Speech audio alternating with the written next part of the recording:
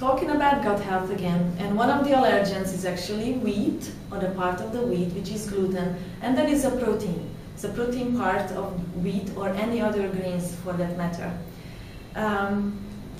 As a part of gluten, we have another toxic agent which is gliadin. So I just wanted to tell you so you educate yourself what are we talking about, if it was great detail.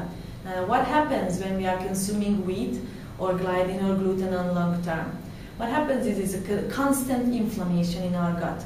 And especially it affects Northern Eastern European people because we genetically don't have the enzyme which would break down these proteins. They don't break it down, so this enzyme is faulty, so it just binds into this protein and causes inflammation on the top of your little microvilli, which is part of your gut.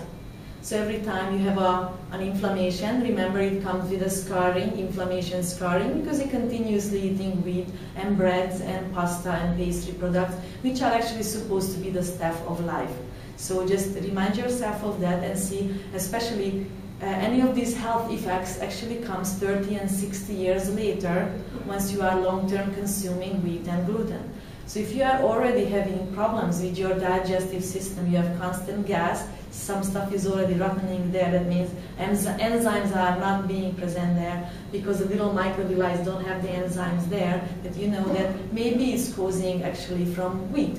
Another many things actually being caused by actually wheat allergy or hidden gluten allergy, and that is migraines to irritability, mood swings to cancer, even colon cancer actually 98% of the time, so as rheumatoid arthritis.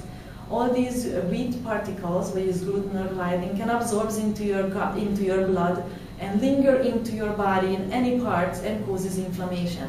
And there is just my opinion with some other alternative medical practitioners that actually autism in children is actually triggered by wheat and wheat allergy.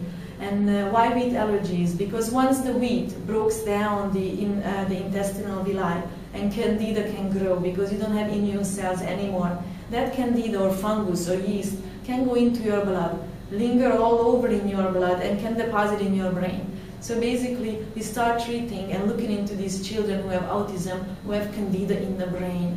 So once we start treating it, and the treatment is right, taking your diet clean, you clean it up with gluten-free and dairy-free, you start repopulating your gut with digestive enzymes, you're giving probiotics to repopulate the good enzymes, and you start healing your gut with drinking aloe vera.